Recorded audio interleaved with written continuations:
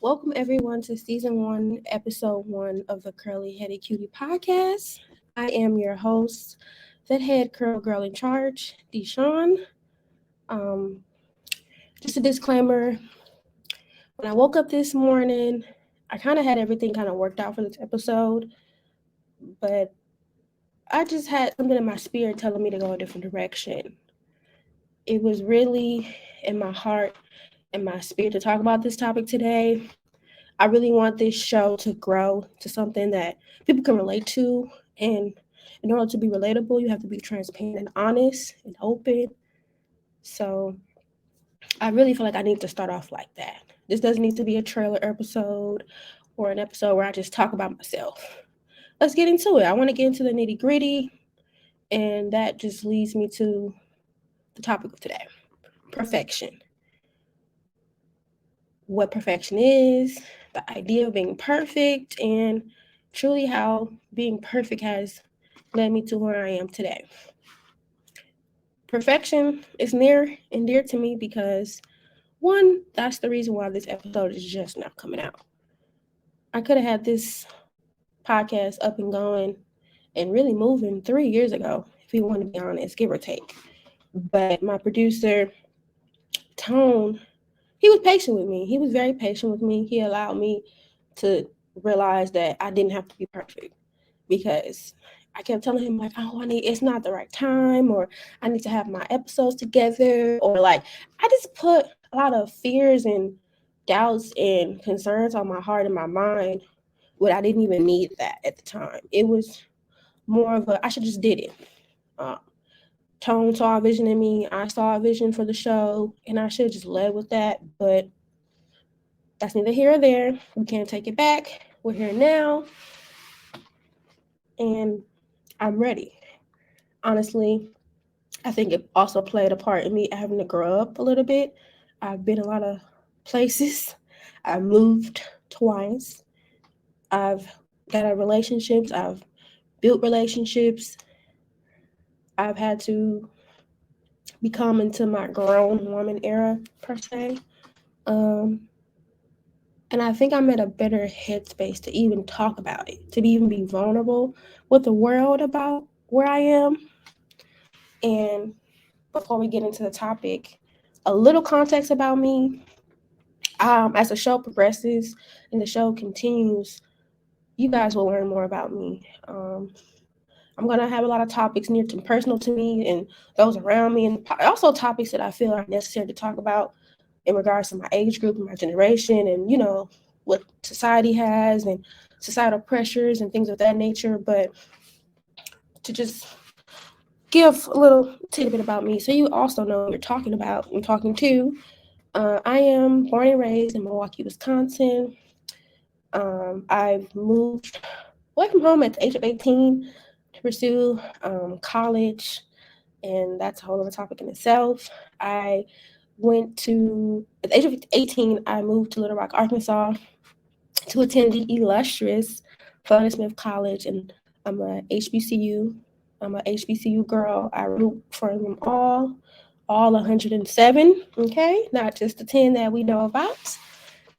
I graduated with my bachelor's of business administration with a concentration in accounting, which led me to where I am now in Memphis, Tennessee. I just graduated about 2 months ago with my Master of Science in Accounting. I chose accounting and business because honestly, a girl is not, I can't do hair, I can't do nails, I can't do lashes. I hate science. I just thought that honestly that was the best route for me, and I'm grateful that I chose and stuck with that and didn't let anyone else deter me. I am the only daughter of my mom's side, and I'm the oldest daughter on my dad's side. I love my family, I love my friends, and yeah, that's just where we're going to start and leave it at today. As we go through the conversation, you'll get to know a little bit more about me, but for now, that's where we are. Um, so let's get into the nitty gritty.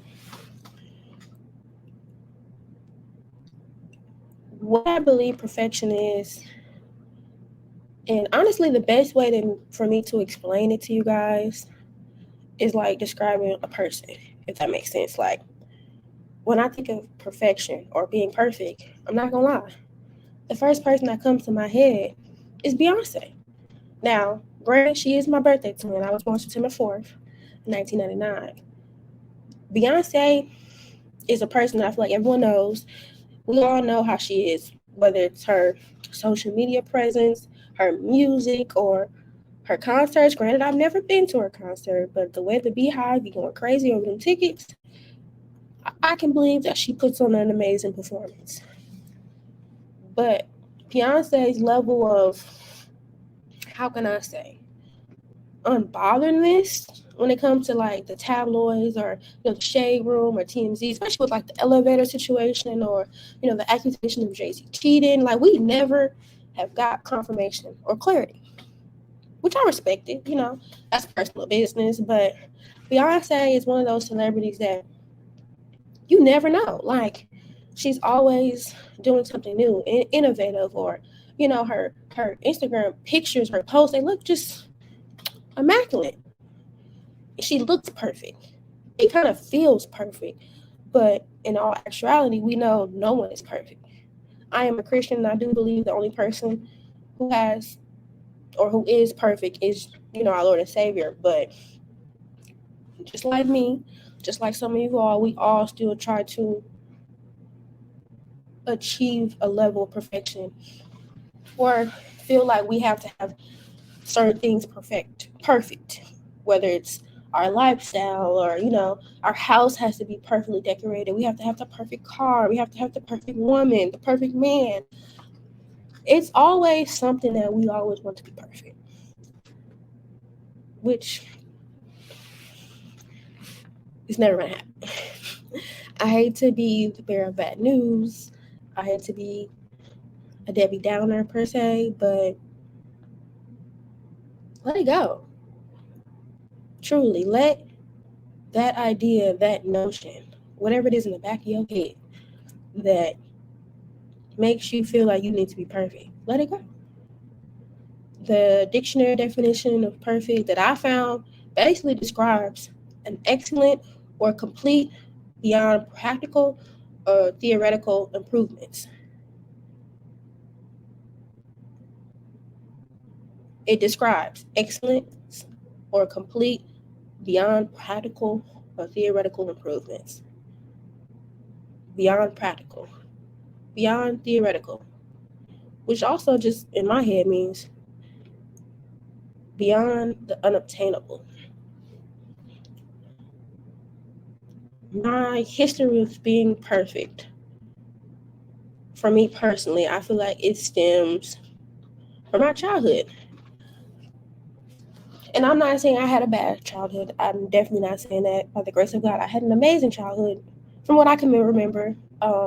Very surrounded about love and family and, the family getting together. And, I had both my parents in my life. I had additional step parents that came into my life.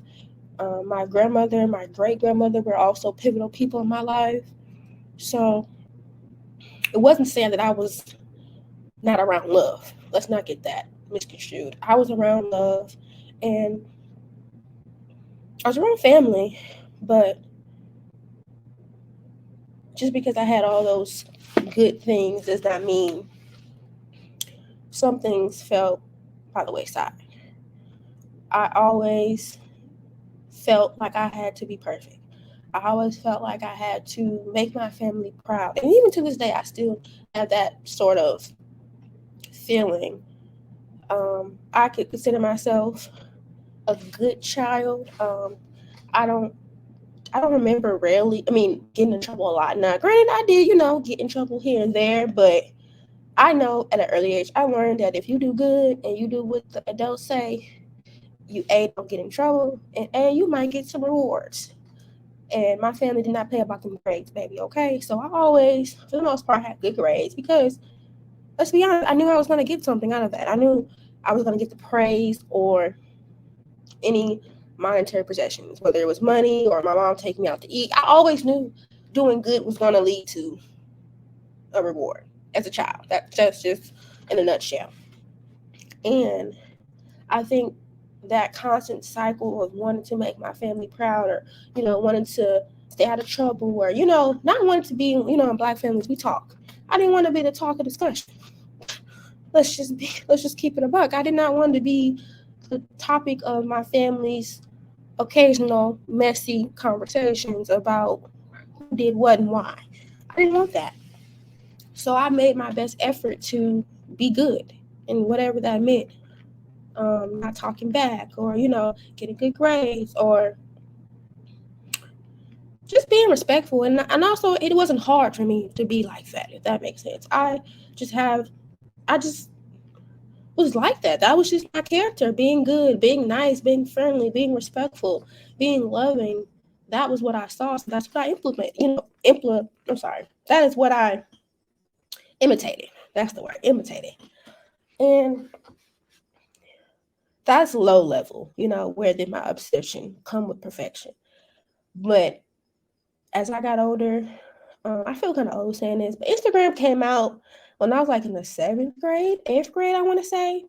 And, oh Lord, little did I know how big Instagram would be to this day, but that's when I remember making my Instagram page. That's when I remember being on there and just being amazed that, like, you could see somebody across the world, that I could post something and I can get likes or comments and, getting praise, not necessarily that I did not have, because I did get that from my family, but praise from a stranger, praise from my friends. It was just like, oh my God, like, it was addicting, which I get how people can be addicted to social media, because that's what it's designed to do, to keep you on it, to keep you scrolling. But I like to say social media has a way of comparing your real life to someone's real life. And when I say real, I mean REEL, these reels. You're comparing your real life, REAL, to someone's real life. I'm comparing my real to not necessarily someone's fake, but to someone's what they want to post. You're not, well, you can, but a lot of people sense, and people like me, I'm not posting all the bad. I might, my close friends, laugh and joke about it, but if I'm down and depressed, or if I lost this, or if this happened, or if I'm crying, I'm sad, you're not always going to be inclined to post that. And most people aren't. Most people aren't not going to tell you that they probably got their car repoed, or they got, they got evicted, or their baby daddy, mama did. People are not always going to be transparent, which they don't have they don't have to. And I also think that, being private is good. There is some things that you should keep to yourself, but when people are not posting the bad and only posting graduation, the engagements, the marriages, the baby, like all this stuff that is good, but nothing with context. You comparing your life with all that complex context creates a disconnect. If I'm going through all this stuff in my life, when I go on Instagram and everybody just looks so happy, everyone looks so put together, they look so perfect, it can kind of warp your thinking, your thought process. It can warp your self-worth. Like, I like to say also, the comparison is the thief of joy. You could be at a place in your life where you're elevating, you're doing this and that, but when you go on social media, you see somebody your age with twice as much, 3 times as much, and that can allow you to think, well, what am I doing? Or why don't I have that? Or I need to be rich by 25. I need to have it all put together by 30. When in all actuality, you're on the path that God has set you to be on. You have made strides in your own way to say, yes, I am doing better than what I was before, or I am at a place where I can be proud of myself, because I might not be where I want to be, but I'm not where I used to be.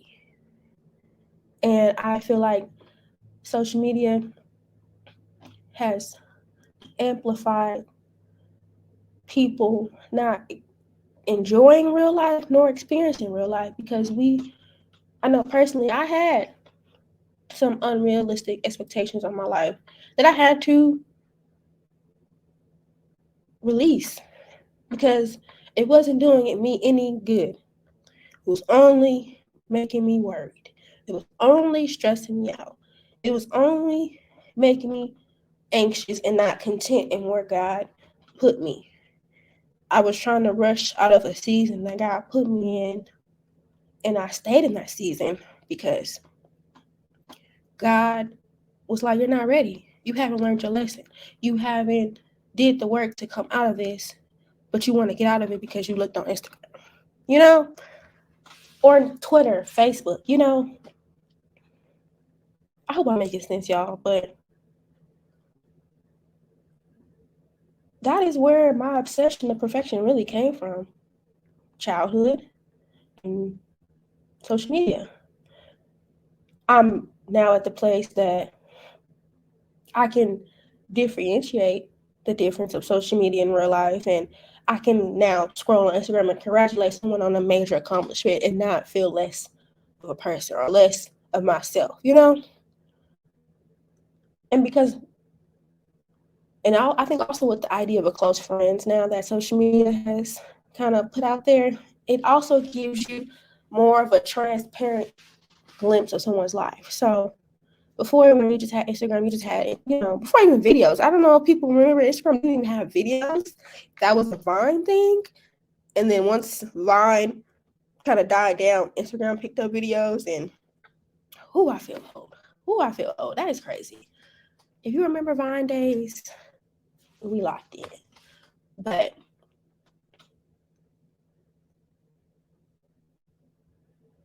it was a difference between then and now, because on Instagram you didn't have the close friends, you didn't have the videos, you just saw pictures. You just saw what people posted. That's all you saw. You didn't see nothing else. You saw the caption, the post, the likes, and who commented. Now you can see the story, see the close friend story, see a person's picture. Some people can turn off the likes, some people can turn off the comments. Like, there's ways to how people can post who they want to be versus who they are. And I do think close friends has given me an opportunity to see a person for what they post, and then also get a glimpse of that real life. So I can say, oh my gosh, she graduated. Congratulations. I love that for her. But then on her close friends, I can see that or have witnessed what it took for her to get there. And know that it wasn't just a cakewalk. You know what I'm saying? It wasn't just she just got it and didn't have to go through nothing. No, she went through a lot. And me being in her close friends, I can appreciate that a little bit more. I can be like, dang, she did it. She went through all of that. She went through X, Y, and Z, and I can also do it too. But not spending too much time on my past with perfection or the idea of being perfect. Where am I today? At which today is 4th of July, on a Tuesday, I have accepted that perfection will never come. I have truly accepted that I will never be perfect in any aspect. I might be good at it.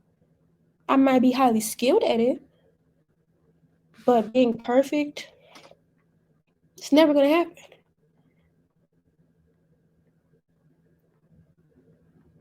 Which, again, you can see with this show. I just had to do it. I just had to do it. I had to act. I had to speak. I had to write. I had to actually plan.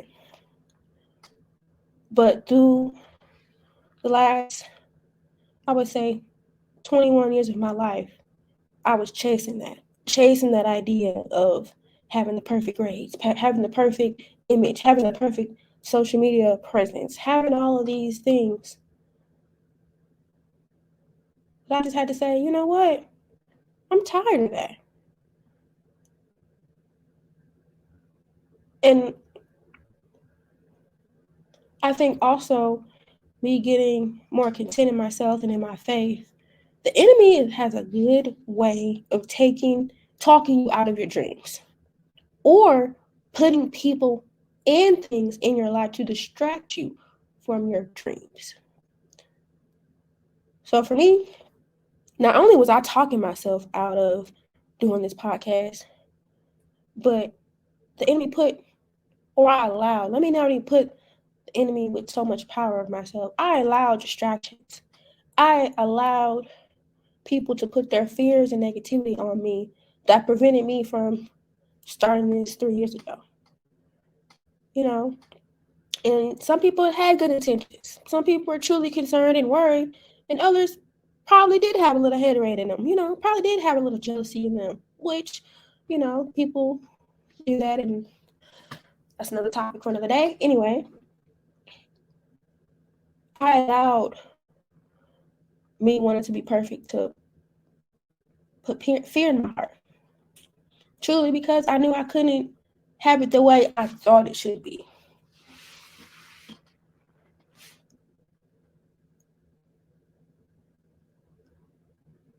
And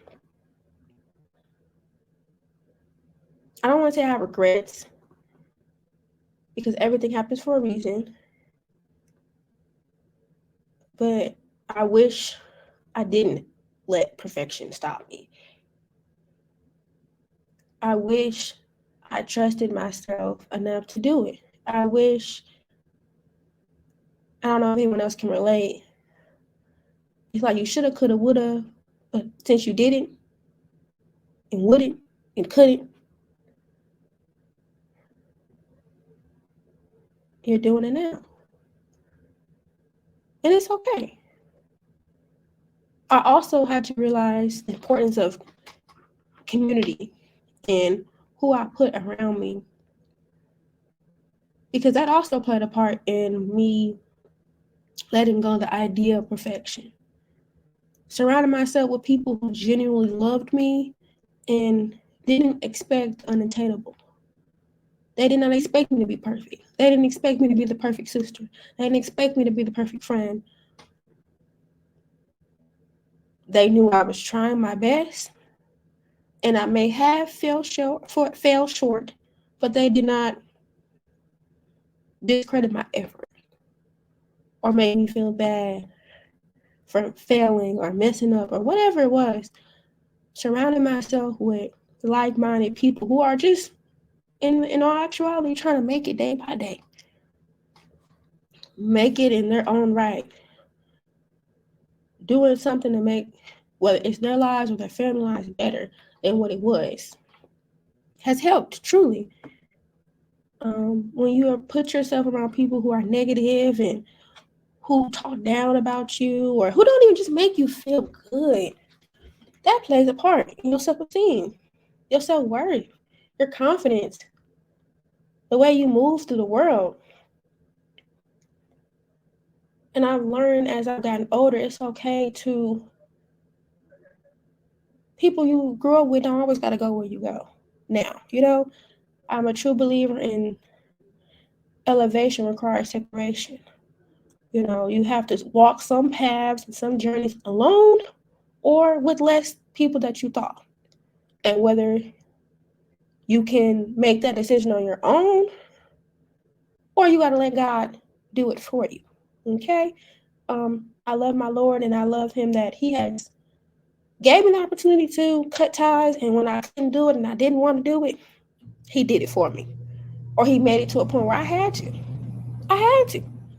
He put it, I like to tell Lord, when I pray, I like to tell God, I'm a little slow. I need you to make it abundantly clear. I need you to make it to where I cannot miss it. I can't make it to something else or flip it and put my thing down, flip it and reverse it. I can't do that. So I have learned to also be intentional in my prayers with God, especially when I'm trying to. Have you ever tried to pray somebody out your life, and then you get exactly what you asked for, and it might be quicker than what you thought, or it might be more hurtful than what you thought, but you got what you prayed for, right? And you might have to brush that salt off your shoulder, but you got it. That's a humbling experience. That is a very humbling experience to pray somebody out your life that you know is not good for you, but for some reason you're just so attached. You're so convicted to be with them or connected to them that you have to pray to God. And he gonna show you the disrespect. He gonna show you whatever it is to put the cherry on top for you to just walk away. Whew, I done been there too many times, y'all. Too many times. But yeah, I've learned that it's okay. It's okay to be alone. It's okay to not have all the friends or all the things and possessions that you want. And I also had to move into a mindset of progress over perfection. Since I knew I could not achieve perfection, what was the thing that I could always do that was always going to have room for me to do? Was to progress. God is always going to allow you to grow. He's always going to give you the opportunity to progress in your life. He's always going to give you the room to better yourself or make better decisions. You just got to take it. Sometimes the progress you make is more influential, more positive, more, how can I say this? You get more gratitude. You get more satisfaction over the progress you have made versus the perfection that you were trying to obtain.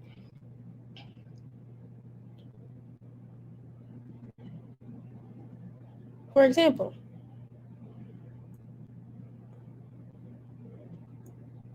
I know my show would never be perfect. I would never have the perfect guest. I would never have the perfect topic or, the perfect flow. But I know each episode I will get better and better. I'll get more comfortable. I'll be more open. I'll be less nervous. And I can take pride in that. The progress. The progress is something that I needed to feel better about myself. I get more satisfaction out of that than this becoming the best podcast ever, if that makes sense. And before this show, I posted on my page, my personal page. You guys can follow me on Instagram at Deshawn, 2 S's, 2 N's. I asked some people, how do you let go of trying to be perfect? And I also asked, how has the idea of perfection helped or hurt you? Because some people, I'm not one of them, but being perfect can help them. And I was curious to know. One of my friends said, I choose to focus on the progress that I have made rather than perfection. Like I have stated, that's where I'm at. I completely agree with this. Um, you have to make the choice. You have to choose progress and not perfection. It's not going to just happen overnight. And it's a process. Choosing doesn't mean, oh, I chose that today. That's how it is for the rest of my life. No, it's a constant effort, a constant reminder to yourself that as long as I do something better than what I did before, that's okay. Another response was, when I realized trying to be perfect made life 10 times harder, I immediately dismissed the idea. Now, I wish I immediately did it, but as y'all can see, it took me 3 years. Okay? 3 years. Was it 3 years lost? No. Was it 3 years necessary? For me, yes. I've been in therapy for 1.5 of those years. I've moved and lived on my own for one of those years. I broke up with someone I thought I was going to be with for the rest of my life during one of those years. I incurred and lived through the pandemic. And at the beginning, we thought we was gonna die. Well, I didn't want to speak that over my life, but baby, when you looking on, I had to stop watching the news.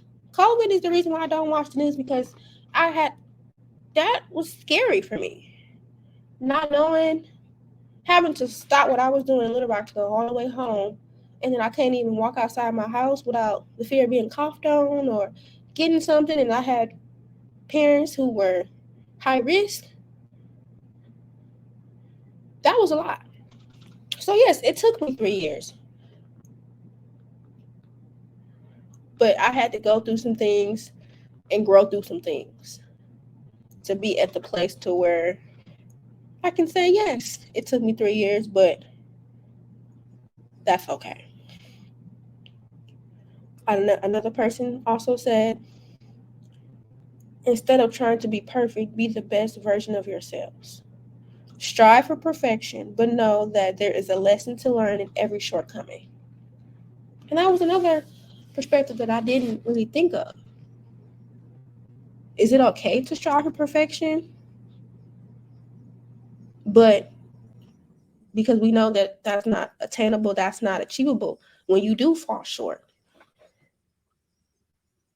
it's not a bad thing. It's okay, I strive to be the best basketball player, for example. I train, I do this, I do that. I work out, I eat right. I'm striving to be the best person, the best player. But I know I can't. And those days where I'm not making shots, I'm not, my head's not in the game. It's okay. And I think that's also another good way to think of it. Like, can you perfect your craft at the same time knowing that your craft will never be perfect? Is that a question to you guys? Do you feel like that's possible? Can you do that? Can you try to perfect something or get better at something that you want to be perfect, knowing that that's never going to be the case, but you still try because trying, you're going to get the benefit, you're going to get the growth, you're going to get the lesson, you're going to get maybe an opportunity for even trying. I think that's also a good way, to think of it. But I don't want to ramble too much. I hope everything I have just said really truly makes sense. It made sense in my head. It definitely did. And basically the gist of today's episode, I just want whoever is listening to know the only person who I believe, because again, this is my faith, is perfect, is God. And last time I checked, whether you believe in God or any other spiritual being, whether do as you please. The last time I checked, myself or any other person on this earth is not perfect, no matter who you believe in. So understand that, believe that. And also give yourself permission to get off that hamster wheel of perfection and give yourself the grace to have flaws. Give yourself the grace to not know. Give yourself the grace to mess up. I want my show to touch all ages, of course. But I'm speaking to those 20-year-olds, those late 30s, early 30s, late 20s, even high schoolers, if I have a few of them on here. Give yourself grace.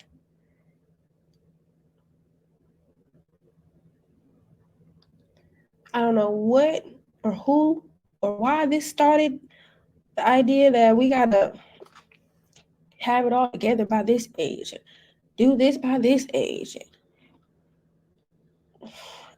Can we just let that go? Can we just focus on the progress and not the destination? Can we live our life for today? Yes. And for tomorrow, but not have so many expectations of what tomorrow has to look like.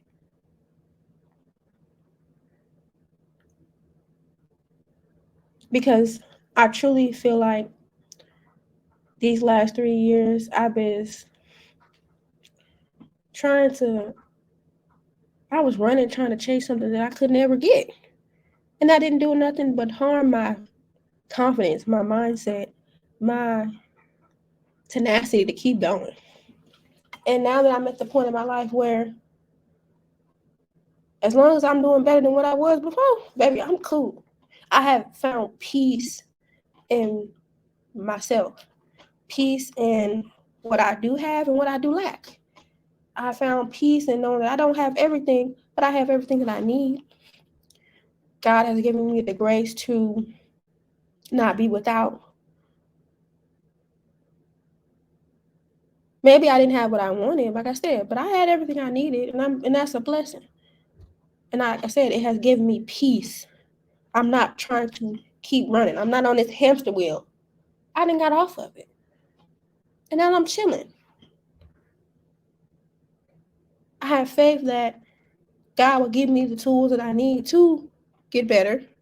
He will put people in my life to help me, whether that's helping, encouraging, or just supporting. So yeah, that's kind of where I wanted to talk about today. Perfection. And to tell my listeners to stop letting perfection hold you back.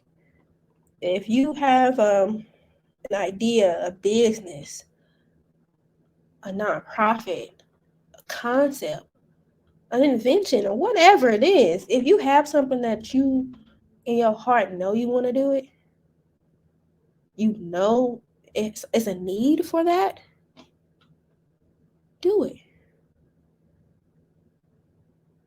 If the only thing that's stopping you is fear, baby, you ain't got no excuse. Baby, let's get to going. If the only thing that is holding you back is because you don't know how, baby, Google is free. AI is free. TikTok is free. I'm team TikTok because, baby, you can learn a lot on TikTok. I'm sorry. TikTok is amazing. But the internet, we are at a place in the world where we have things at our fingertips. If you don't know how, you can find out. If you don't know who, you can reach out and find them.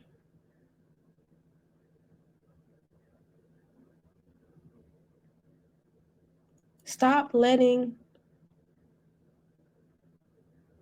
perfection, being perfect, wanting to be perfect, stop you. Because I stopped it from letting me. Oh, I hope that makes sense. I stopped letting perfection stop me, if that makes sense. That's what I was trying to say.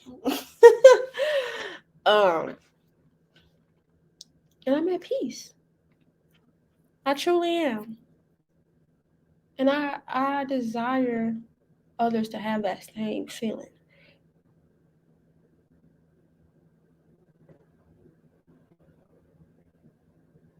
The level of contentment that I feel right now, I thought I would never have.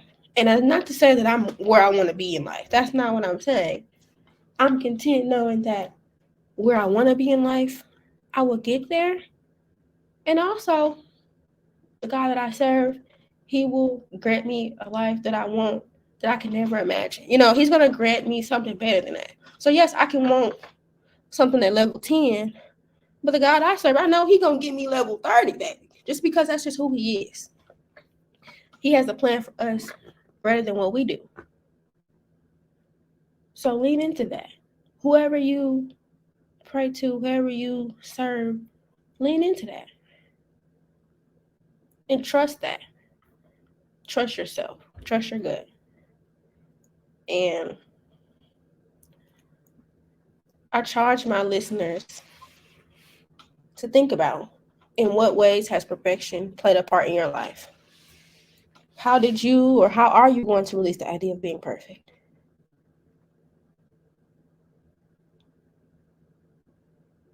So think about that. How? Now that you know that perfection is never going to happen, what are you going to do about that? Does that mean you're going to stop the negative self-talk? Are you going to stop comparing yourself? Are you going to actually do that business, do that venture that you've been thinking about? Are you? I truly hope you do. And if you do decide to do that, please let me know so that I can support you in whatever capacity I can. But guys, I think that's where I'm gonna leave it off today. We're at 40 minutes. Okay, girl. I can talk myself. But I did want to leave off with an affirmation that I pulled before this show. I kind of want to leave either, I don't know if I want to do this in the beginning or the end, but today I'm going to end it off with this deck, a card from a deck that I pulled out. And I actually pulled out 2 cards, and I'm going to read them. One card is specifically talking about trust. And it affirms that I trust that everything will be okay in the end. Partly because I simply know in my gut, but also because it is way more fun to live with trust and confidence.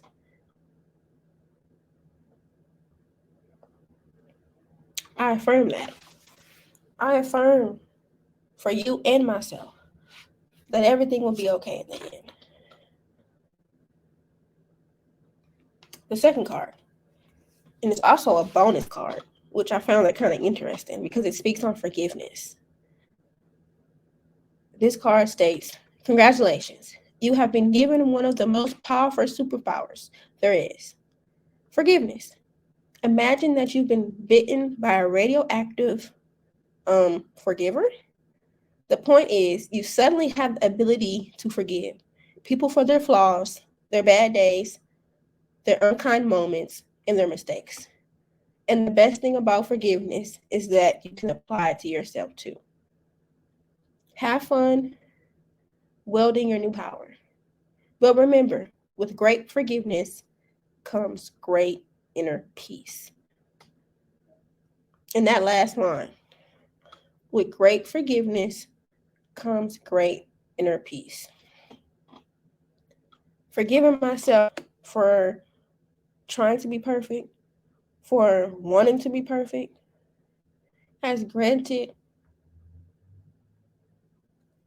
the mindset that I have of peace. I have released myself from that shackle. And I couldn't be more happier. And I just would love to see that on those who listen. So thank you guys for tuning in to the first episode of the Curly Headed Cutie podcast. I am the head girl in charge, and I am clocking out. See y'all next time.